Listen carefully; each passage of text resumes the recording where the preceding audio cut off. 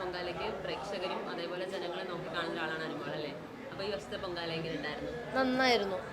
കഴിഞ്ഞ വർഷത്തെക്കാളും കുറച്ചും കൂടെ നന്നായിട്ടുണ്ട് ഈ വർഷം. ബിഗ് ബോസിന് ഇറങ്ങിയാണ്. ബിഗ് ബോസിൽ നിന്ന് ഇറങ്ങിയത് മാത്രമല്ല, കുറച്ചും കൂടെ ഫാമിലി എല്ലാവരും ഉണ്ട് ഈ പ്രാവശ്യം. കഴിഞ്ഞ പ്രാവശ്യം അമ്മ ഉണ്ടായിരുന്നില്ല എന്ന് തോന്നുന്നു. അമ്മ ഉണ്ടായിരുന്നില്ല, ചേച്ചി ഞാനും മാത്രമേ ഉണ്ടായിരുന്നുള്ളൂ.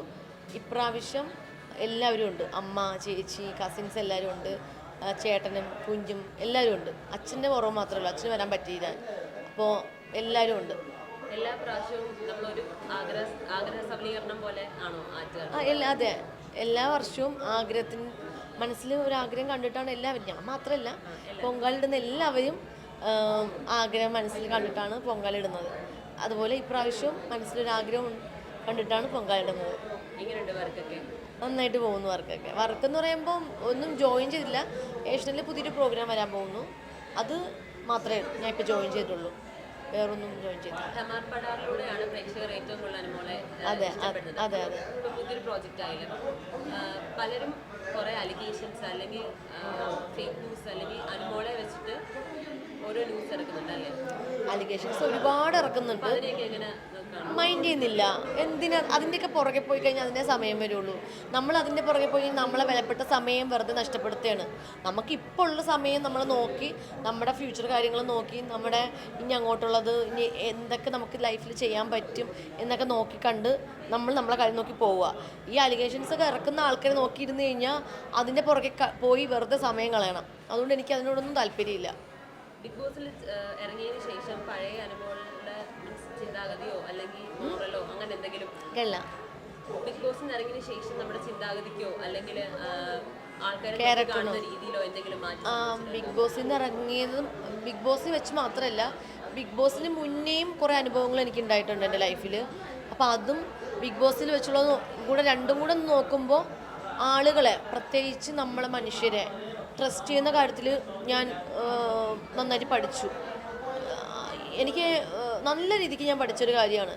കാരണം നമ്മളെ കൂടെ നിന്ന് നമ്മളെ ചീറ്റ് ചെയ്യുന്നവരുണ്ടാവും. അപ്പം ചിരിച്ചിട്ട് മാറി നിന്ന് നമ്മളെ കുറ്റം പറയുന്നവരുണ്ടാവും. അപ്പം നമ്മളെ കൂടെ വന്ന് എത്ര സ്നേഹത്തോടെ ആണെങ്കിലും നമ്മളോട് സംസാരിച്ച് നമുക്ക് പേടിയാണ്.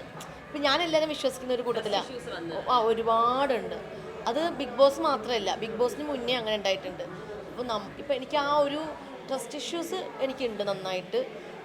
പിന്നെ അതുകൂടാതെ ഈ പറയുന്ന പോലെ ഞാൻ എല്ലാവരും പെട്ടെന്ന് അങ്ങ് ട്രസ്റ്റ് ചെയ്യും. ആ സ്വഭാവം ഞാൻ മാറിയിട്ടുണ്ട് നന്നായിട്ട്.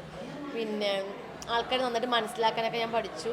പിന്നെ ഏത് സിറ്റുവേഷനിലൂടെയും കടന്നു പോകാൻ ഞാൻ നന്നായിട്ട് പഠിച്ചു, ഹാൻഡിൽ ചെയ്യാൻ പഠിച്ചു. പണ്ടുള്ള അനുഭവം നമ്മൾ പ്രേക്ഷകർ കാണുന്നതെന്ന് വെച്ച് കഴിഞ്ഞാൽ ചിരിച്ച് കളിച്ച് തമാശയൊക്കെ ഇപ്പോഴും ഉണ്ട്. ഇതിപ്പോ ഞാൻ പൊങ്കാലിട്ട് ടയേർഡ് ആയതുകൊണ്ടാണ് ഞാൻ ഇങ്ങനെ സംസാരിക്കുന്നത്. സംസാരത്തിൽ പോലും ബിഗ് ബോസിന് ശേഷം ഒരു മെച്യൂരിറ്റി അല്ലെങ്കിൽ അങ്ങനെ ഒരു കാര്യം ജനങ്ങൾക്ക് ഫീൽ ചെയ്യും. അതെന്താണെന്നറിയാവോ, നമ്മളിപ്പോൾ എനിക്ക് എൻ്റെ പാരൻസ് എന്ന് പറഞ്ഞു കഴിഞ്ഞാൽ ഞാൻ കുട്ടിയായിട്ടിരിക്കാനാണ് ഇഷ്ടം. ഇപ്പം ഏജ് ഉണ്ടെങ്കിലും ഏതൊരു അച്ഛനമ്മമാർക്കും അവരെ മക്കൾ കുഞ്ഞാണ് എപ്പോഴും. ഇനി എത്ര വലിയ മക്കളായാലും ഏതൊരു അച്ഛനമ്മമാർക്കും അവരെ മക്കൾ എന്ന് പറഞ്ഞാൽ ചെറുത് തന്നെയാണ്, എന്ന് പറഞ്ഞാൽ കുഞ്ഞാണ്. അപ്പം എൻ്റെ അച്ഛനമ്മയ്ക്ക് ഞാൻ ഇപ്പോഴും 5 വയസ്സായ കുട്ടി തന്നെയാണ്. അപ്പം അവർക്ക് എന്നെ അങ്ങനെ കാണാൻ ഇഷ്ടം. അപ്പോൾ ഇപ്പം ഞാൻ പുറത്തിറക്കുമ്പോൾ ഞാൻ പറഞ്ഞില്ലേ, ഇപ്പം ഈ കളി ചിരിയൊക്കെ ഇപ്പോഴും ഉണ്ട്. ഇതിപ്പോൾ പൊങ്കാല ആയതുകൊണ്ടാണ് ഞാൻ അത്ര ഭക്തിയോട് കൂടി ഇങ്ങനെ ഇരുന്ന് സംസാരിക്കുന്നത്.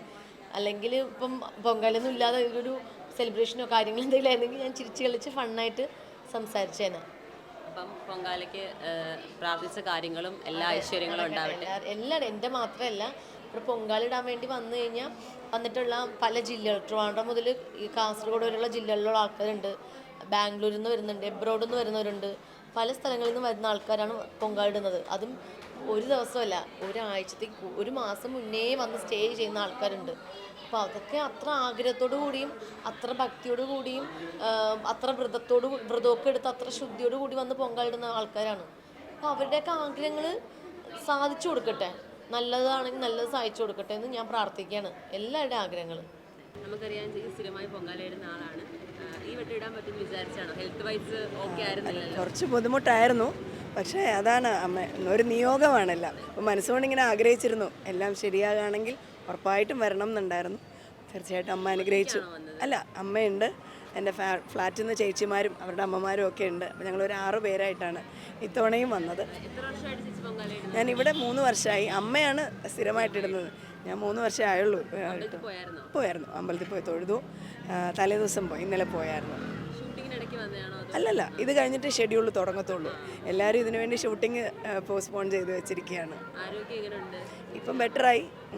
എല്ലാവരും ഇവിടെ വന്നപ്പോൾ ആദ്യം എല്ലാവരും ചോദിച്ചതാണ്, ആരോഗ്യം എങ്ങനെയുണ്ടെന്ന് ചോദിച്ചു. അപ്പം ഒരു പരിചയമില്ലാത്ത ആൾക്കാർ പോലും വന്നിട്ട് പ്രാർത്ഥിച്ചു എന്നൊക്കെ പറഞ്ഞപ്പം ഒരുപാട് സന്തോഷം. അവരുടെയൊക്കെ പ്രാർത്ഥനയാവാം തിരിച്ചു വന്നു.